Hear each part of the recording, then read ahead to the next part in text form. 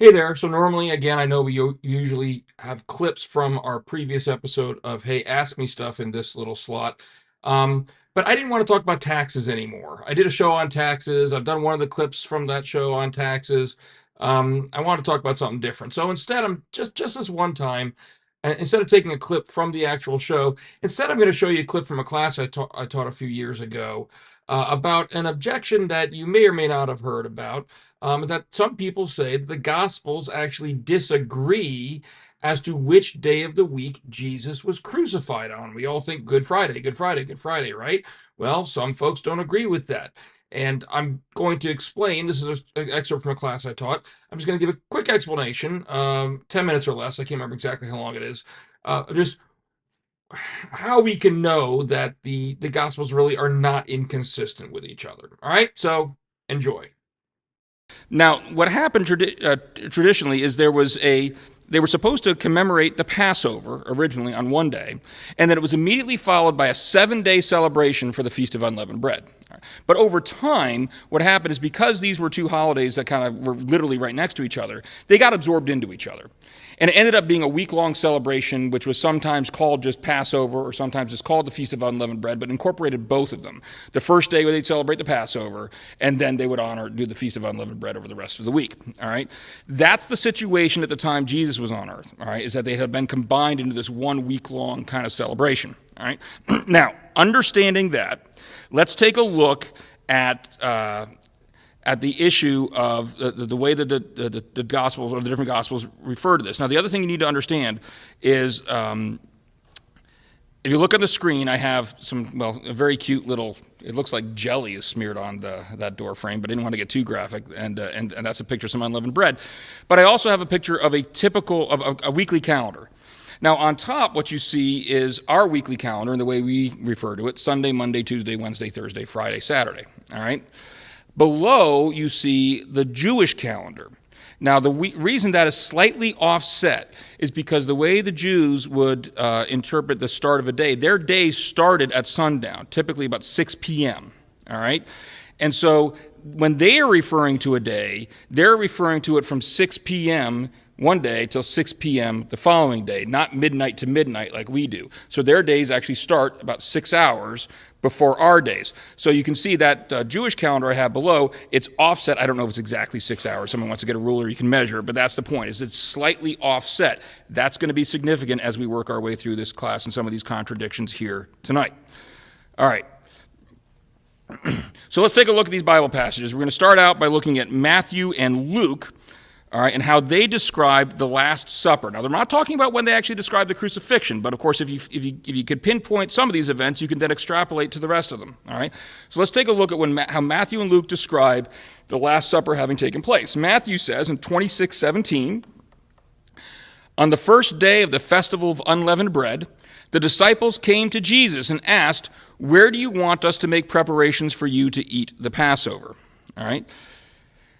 And Luke, then came the day of unleavened bread, on which the Passover lamb had to be sacrificed. Jesus sent Peter and John, saying, "Go and make preparations for us to eat the Passover." All right. So, understand that their holiday, all right, well, let me ask this. In relation to the Feast of Unleavened Bread, that 7-day celebration I said they would have, which day are they saying the Last Supper happened on? 1, 2, 3, 4, 5, 6, or 7? Let's look at Matthew. What's he say? First day. The first day, right? So it's the first day. Both of them are agreeing. It's the first day of this 7-day unleavened bread celebration, all right? Now, for them, or that would be on, I'm going to mispronounce it, I'm sure, Shishi, all right? Which for us is that day that begins 6 o'clock on Thursday and runs through 6 o'clock on Friday. All right. So lots of times you'll hear, well, the first day of or when they celebrate the Passover, or the first day of the Festival of Unleavened Bread would have been on Friday. Well, that's as close as we can get it in our common parlance, but really it starts Thursday at 6 p.m. So if this is an evening meal, that's why we celebrate the Last Supper on Thursday night. All right. But as far as a Jewish reckoning is concerned, that's already the same day that's going to run into Friday, but it started Thursday night. All right. For us, it's Thursday. For them, it's Friday. We'll call it. All right. Now, if that is when the Last Supper was, then you can see that puts the crucifixion on Friday for us, right? Now, for them, it's still later the same day because it's not before 6 p.m. the following day. But for us, Last Supper Thursday night, crucifixion on Friday. All right, knowing that. So that's according to Matthew and Luke.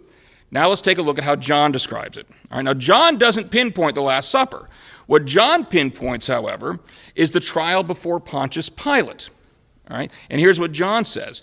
John says it was the day of preparation of the Passover. It was about noon. Here is your king, Pilate said to the Jews.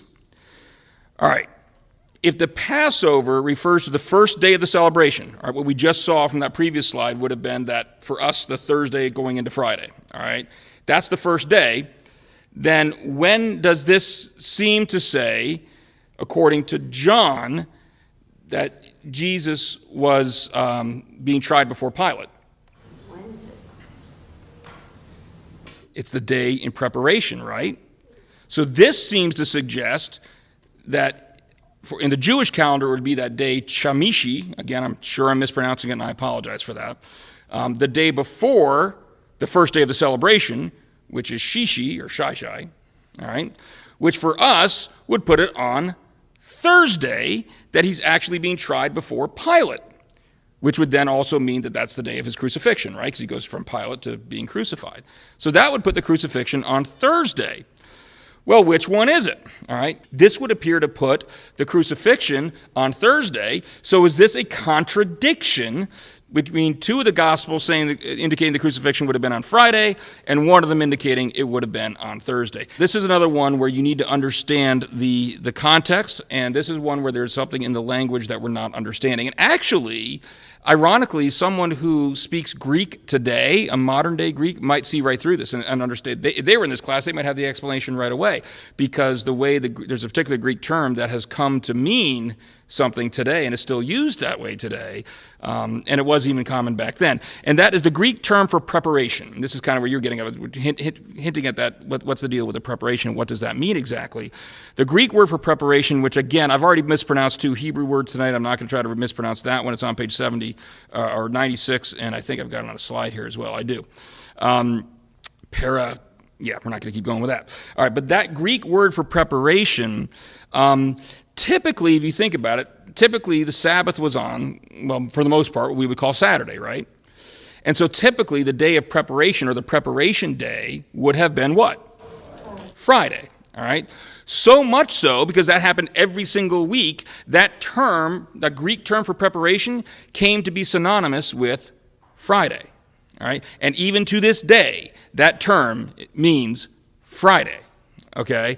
And so it's entirely, and as a matter of fact, we see that, I gave you an example here in Mark 15:42, where it says it was preparation day. And then Mark goes on to explain, that is the day before the Sabbath, all right? There's an example in Scripture where Mark himself is actually using that word preparation to refer to Friday. And so it doesn't necessarily mean, just because John talks about it was the day of preparation of the Passover, that doesn't mean necessarily it was the day before Passover, getting ready for Passover. It could very well mean it was the Friday of Passover week, all right? Which would then, of course, line it up perfectly. And that's the slide I have up there right now, right? It would line it up perfectly with what we actually see in the other Gospels. So if John is using that term to mean Friday, essentially, and not preparation per se, then it lines up perfectly. And what John is saying is it was the Friday of that 7-week Passover celebration, which is exactly when the other Gospels place it. All right? So this is another one where you might not even come across something like this, but if you do come across something like this, sometimes the answer is you need to understand the original languages.